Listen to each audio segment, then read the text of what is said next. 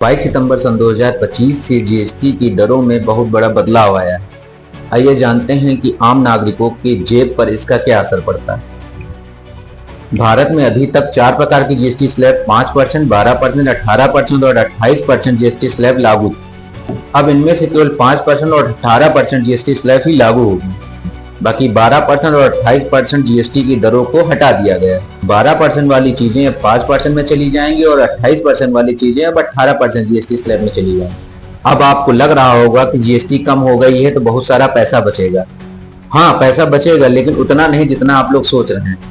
सरकार अपनी सबसे ज्यादा कमाई 18% जीएसटी स्लैब से करती है। 18% जीएसटी स्लैब से उसकी लगभग 75% की कमाई होती है और उस 18% जीएसटी स्लैब में कोई बदलाव नहीं किया गया।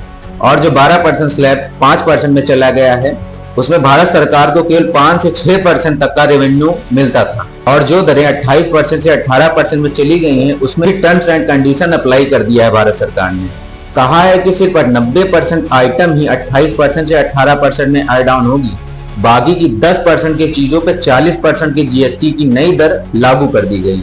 इससे समझ में आता है कि अब टैक्स दरें सिर्फ 2 नहीं रह गई हैं, बल्कि 3 हो गई हैं, 5%, 18% और 40%। पहले मैक्सिमम 28% जीएसटी पे करनी होती है, अब मैक्सिमम 40% जीएसटी पे करनी होगी। ऐसी ही जानकारियों से जुड़े रहने के लिए हमें फॉलो करें और एक ऐसी फिनटेक सोल्यूशन को भी फॉलो करें। धन्यवाद।